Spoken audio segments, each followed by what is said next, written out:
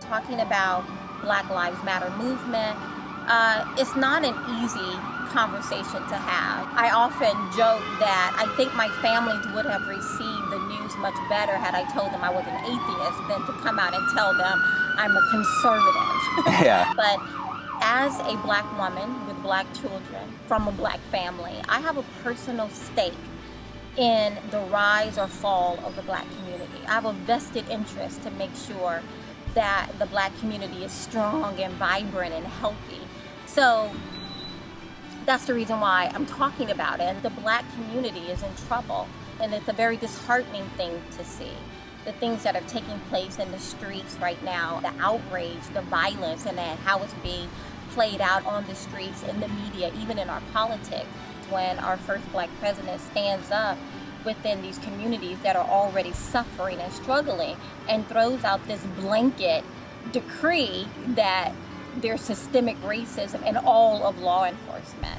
I think that that has gone a tremendous way in stoking the fire of division. I'm not here to say racism doesn't exist. I'm not here to say there aren't inequalities. What I'm saying is that in America, there are so many things we can do to lessen, decrease, or just completely eradicate those inequalities in our own individual lives. I look at our first Black president, and I see so many missed opportunities.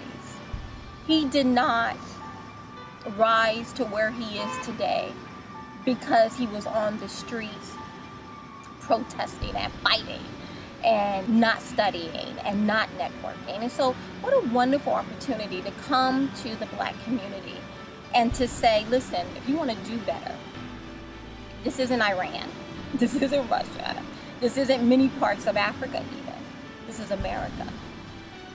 You may not be the next Oprah Winfrey, but you can do in this country. You can come from less than nothing, putting forth the effort, and you can carve out a life for yourself, a respectable life for yourself. But it takes some things. It takes discipline. You have to do some things, regardless of what your situation is. An all-new Michelle Moken investigates.